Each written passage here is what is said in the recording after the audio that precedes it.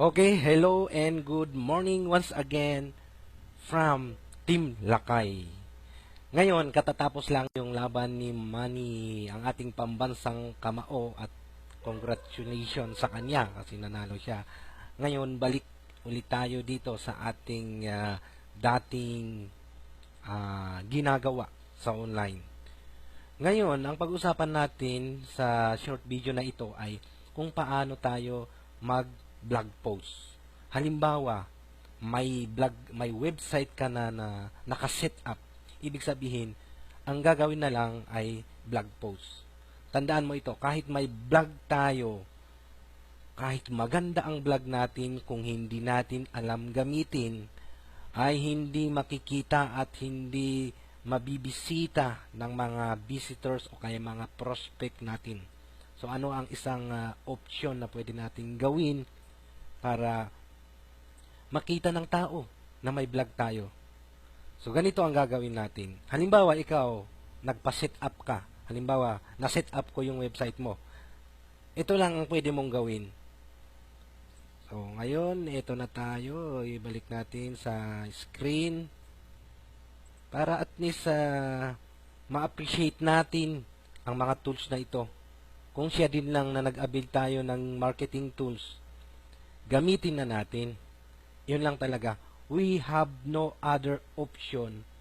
Para pakinabangan natin to, ay gamitin natin. So halimbawa, ito ay yung blog ko na isa. So punta tayo sa, syempre mag-login tayo sa ating account sa Impact Instrument. Blog post lang yung pag-uusapan natin dito. Then pagkatapos natin mag-blog, i-post yung blog natin, then ilagay natin sa Facebook natin. Pwedeng sa wall natin sa Facebook o kaya sa fan page kung meron man tayo. Doon lang naman talaga ang pwedeng may tao na titingin o kaya sa Facebook group. So, ito na tayo. Halimbawa, may gusto kang ilagay sa blog mo. And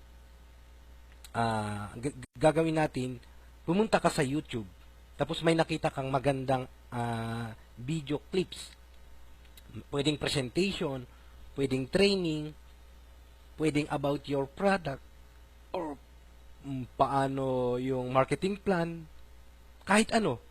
Basta yung nasa isip mo na pwedeng ma-contribute mo sa iyong blog, then ilagay mo sa social media, sa Facebook. So ganito.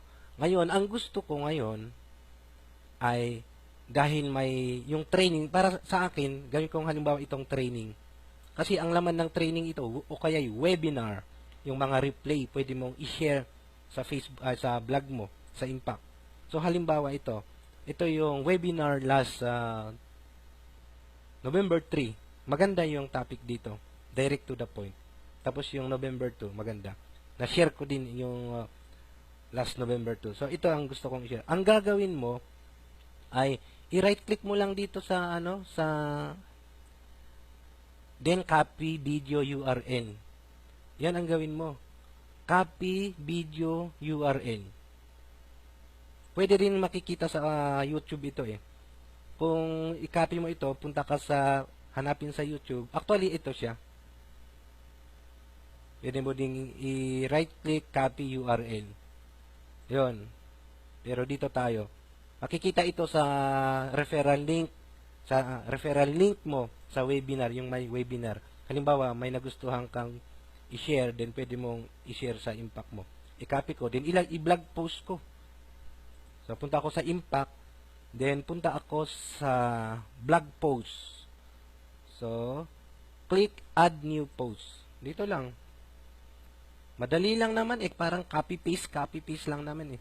Ito naman yung number 1 challenge kung paano daw gagawa ng blog post. Sa umpisa, kahit ganito muna ang gagawin natin. Then pag natutunan mo na, nakuha mo na, then pwede mong dagdagan, no? Kahit sa isang linggo may 3 blog post ka, okay na yun. Then i-share mo sa Facebook mo. Pag andito na tayo, lagyan mo ng title. Siyempre, yung title na. So ano ba yung laman nito? So ako maglagay ko na lang ng how how to earn online by blogging and using marketing tools. Yan. Kahit ganyan. Oh. Then, i-post ko na dito yung URL na nakopy ko dito. Yung, ito, oh. Copy URL. Then, post ko lang dito. Yeah, paste. Right-click, then paste. Ayan, then, antayin kong mag-load. Maya-maya, maglo-load na yan. Yeah, andyan na kaagad. Ayan na yung video. Then, pwede nating i-center dito. Center. Yan. Ngayon, pwede mong dagdagan dyan ng dito sa baba. For more information, contact me. Pwede mong ilagay niyang text dyan. I-add ka nila sa Facebook. Ay, sa yung Facebook. Ganyan. Then, pwede mong mas magandang lagyan natin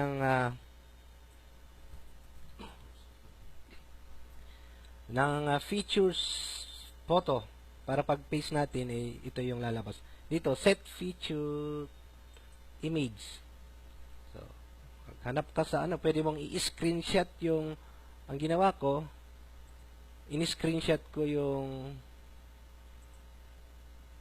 andito yung meron, in-screenshot ko ito kasi makikita din sa sa kahit cellphone makikita din ito. In-screenshot ko din. Ito din yung ginamit ko. So, hanap ako, upload from computer. Select. Then, hanapin ko yon. Teka, saan ba yon? Ito siya. So, ang gagawin ko, i-crop ko siya. Pag computer ginagamit mo, ganito mag-crop. Dagdag na naman ito. I-right click mo lang ito, right click, then open with Microsoft Office, ganon. O kaya yung Paint. Kadalasan kasi ito yung Paint ang meron. So, Paint ang gamitin natin. So, click natin. Gusto kong i-crop. Paliitin yung gusto kong kunin lang yung gusto kong ipakita sa So, bali double purpose yung video na ito. Naturuan ko kayo kung paano mag-crop using laptop. Ngayon, gusto kong kunin lang yung nasa loob yung my video. Tanggalin ko yung nasa gilid-gilid. So, ang gagawin ko ay punta ka dito sa select. Ito yung paint, paint. Ayan, select, tapos i-click natin yung select all. Ayan, na-select na all. Then, crop. Na-click mo yung crop sa taas, then hanapin mo na lang point, kumbaga i-point mo lang yung browser mo, tapos click mo, i-press mo, huwag mong bitawan, then tuloy-tuloy lang. Ayan yung gusto kong kunin. Then, crop. Yan. So, natanggal na. Then, save. Nakasave na yun. Then, next. Okay na yan. So, yan na yung i-add ko sa, kasi na-click ko na to ilagay ko sa, i-upload ko.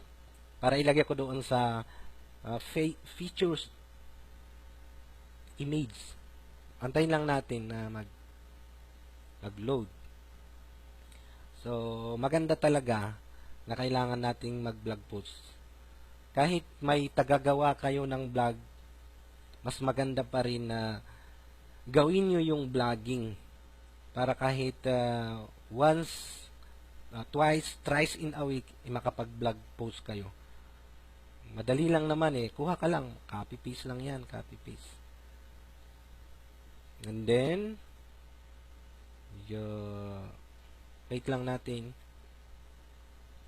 So, yung mga may comment dyan, may gustong itanong, pwede kayong mag-comment sa comment box na ito. Pwede din ninyo akong i-add. Kung hindi pa tayo friend, pwede mo akong i-add sa Facebook. At pwede ka ding magtanong kung may gusto kang itanong related dito sa business natin sa online. At kung mabasa ko, pwede ko ding sagutin. Ayan, okay na. So, check ko, then set features image feature. Naglo-load siya. Yan. Then okay na. Then ang gagawin ko na lang ay publish. So publish natin. Publish. And next, gagawin natin, pag na-publish na ito, share na natin agad sa Facebook. So, wait lang natin.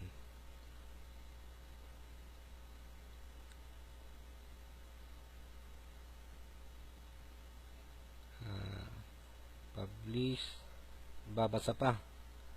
Mahina lang ang net kaya ganito. May ikot siya.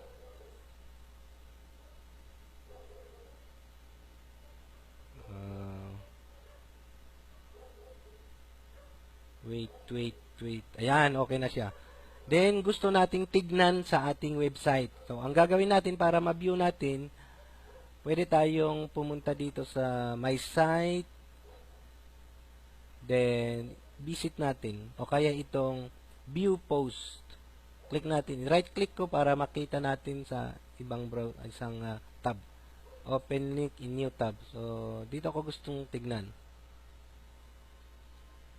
Bago ko i-share.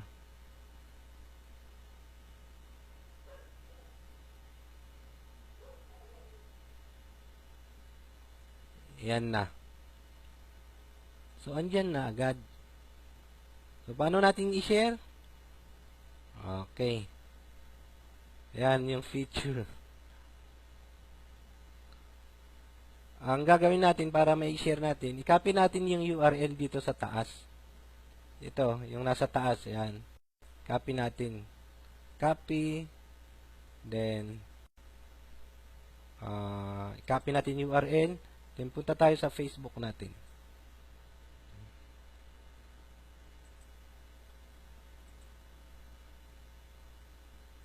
Ito yung Facebook ko. So, copy-paste ko lang yan. Ayan, andyan na yung URL na ginawa ko. So, pwede mong dagdagan. Pwede mong dagdagan na webinar replay training. Ganyan. How to use blogging to earn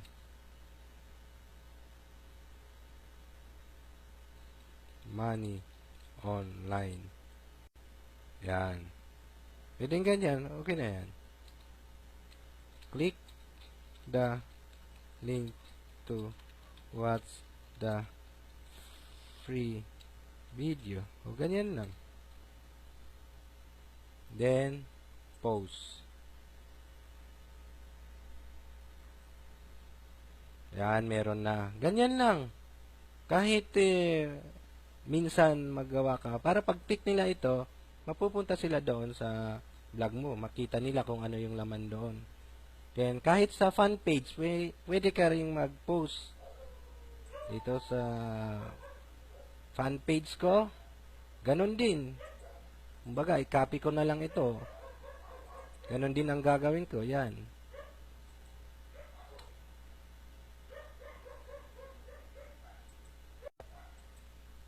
Then,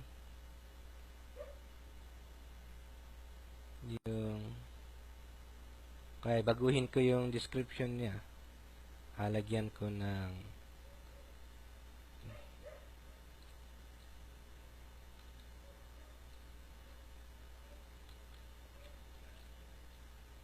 how to earn your first 2,000 o kaya 100k online using ready-made system. Yan, ganyan. Then, gusto kong yan, pwede na yan. Publish.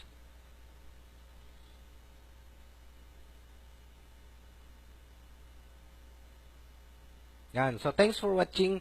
Hope na nakapagbigay ulit ako ng konting idea na pwede mong gawin kaagad.